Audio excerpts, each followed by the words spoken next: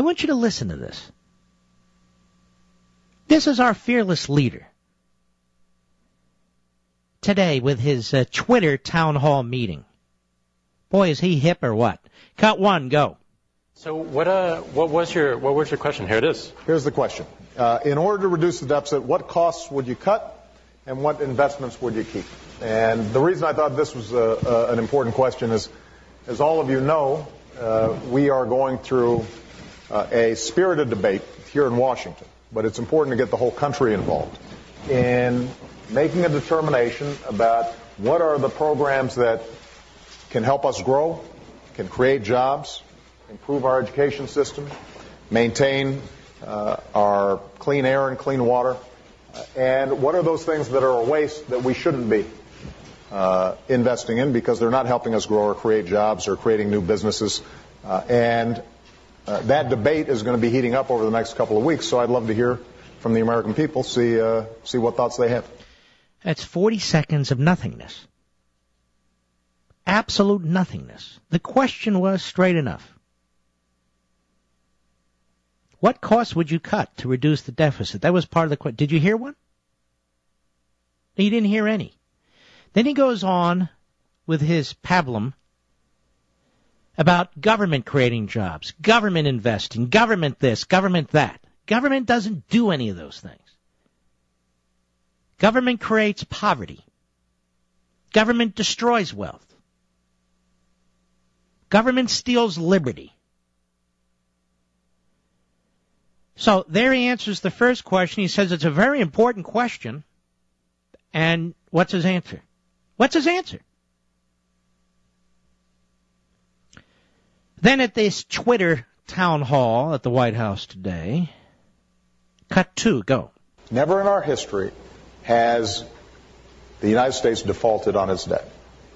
The debt ceiling should not be something that is used as a gun against the heads of the American people to extract tax breaks for corporate jet owners or oil and gas companies that are making billions of dollars because the price of gasoline has gone up so high. I'm happy to have those debates. I think the American people are on my side on this. What we need to do is to have a balanced approach where everything's on the table. So there we go again. Corporate checks as if he has Tourette's. You know, people have Tourette's. They cannot control what comes out of their mouths. They cannot control these tics and so forth.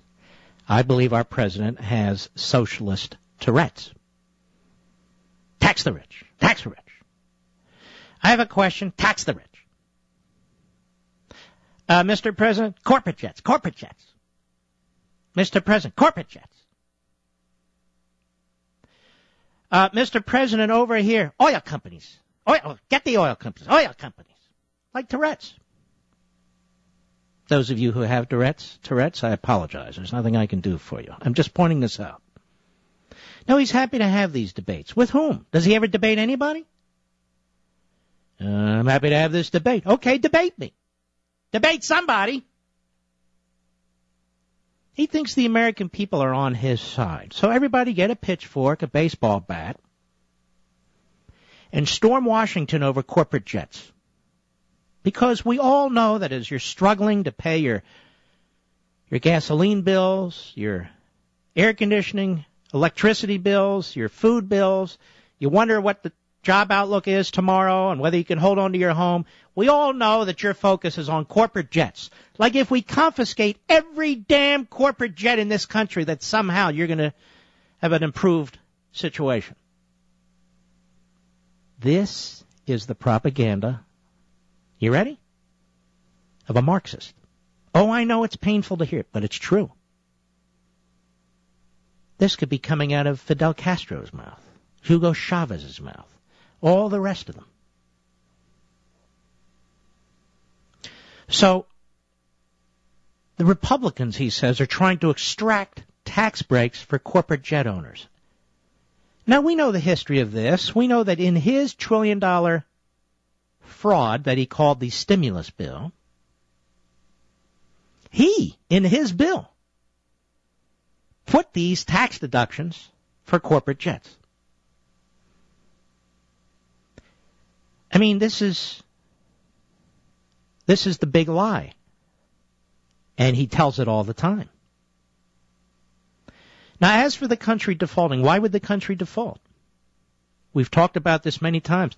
Are you telling me his economic advisors, all the experts at the Treasury Department, his council of this and his committee for that, aren't aware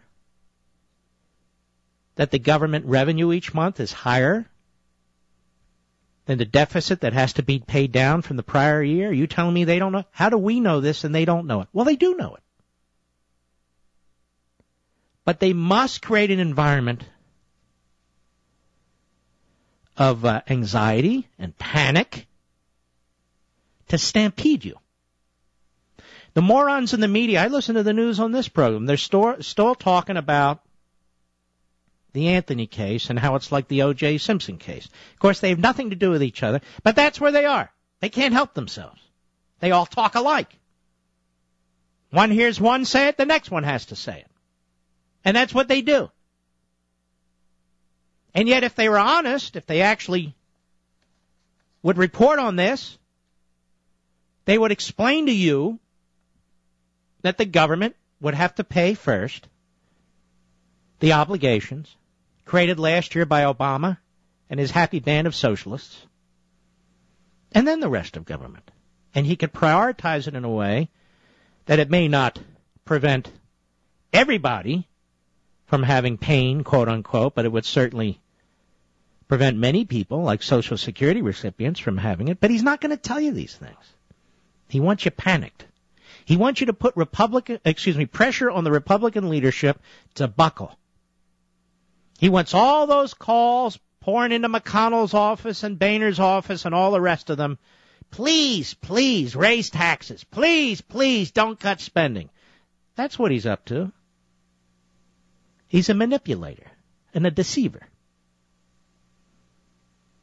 Now, let us listen to this question put to Obama today at the Twitter town hall, where there were a lot of twits.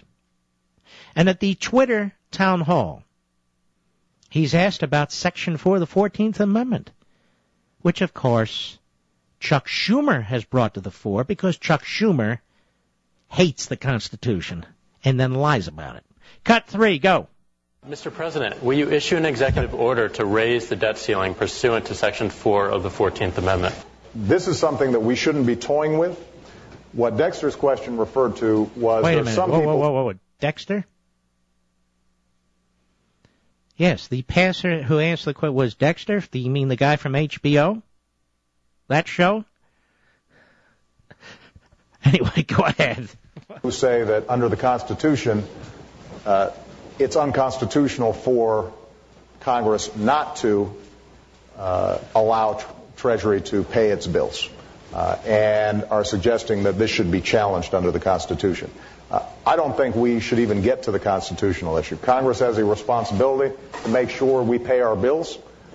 We've always paid them in the past. The notion that the U.S. is going to default on its debt is just irresponsible.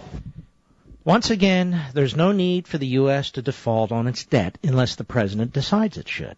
So the president has spun us into this position, and his party. Now he's lying about default. And notice he didn't say, no, I don't have the power to do that. Congress has the power of the purse. Congress, only Congress, can direct that funds be borrowed. Notice he didn't say that. Notice he didn't say the 14th Amendment, I can't use that as a backdoor effort to violate the Constitution and the separation of powers doctrine. I can't. Notice he didn't say that, our constitutional scholar. I just want to warn those fools over there at the White House. You pull one like that, that's an impeachable offense. You know damn well you don't have the power to do this. No president ever has, and no president's even thought about it. Look at what's happening to the Constitution under this man. And his supporters like Schumer and Pelosi and Reid. Look what's happening. Do you realize that hanging by a single justice, probably one justice, is your right not to buy something under this phony health care bill? Do you realize, regardless of what all the district judges and circuit courts do, that eventually the Supreme Court's going to have to entertain an argument from this president's lawyers that Congress has the power to do whatever it damn well chooses to do in bullying you around, to take money out of your pocket. It can order you to take money out of your pocket and to purchase something you do not want, to enter into a private contract that you don't want to enter into. Do you realize that it is likely that one Supreme Court justice stands in the way of stopping them or will allow them to do it? That is how far we've fallen as a constitutional republic. And this man has been pushing for it, and now he's talking about balance. Now he's telling everybody else that they're irresponsible. When he's asked about another part of the Constitution, which is clear as day to any second grader, that Congress has the power of the purse.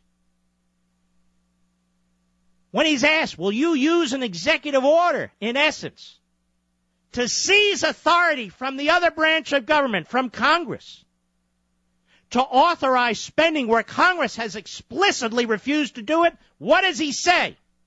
Does he answer the question? No. He says we shouldn't even consider it right now. Do you realize the number 3 Democrat in the Senate is encouraging him to do that? Chuck Schumer?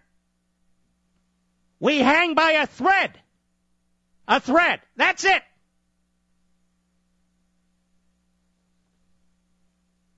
That's why we cannot take any steps back. Period. No backward steps. No tax increases. Slash the spending. At least take out the stimulus spending and then some that you put in there, now is used as the baseline year after year, and another $1 trillion on top of it. He sounds clever, but he's not.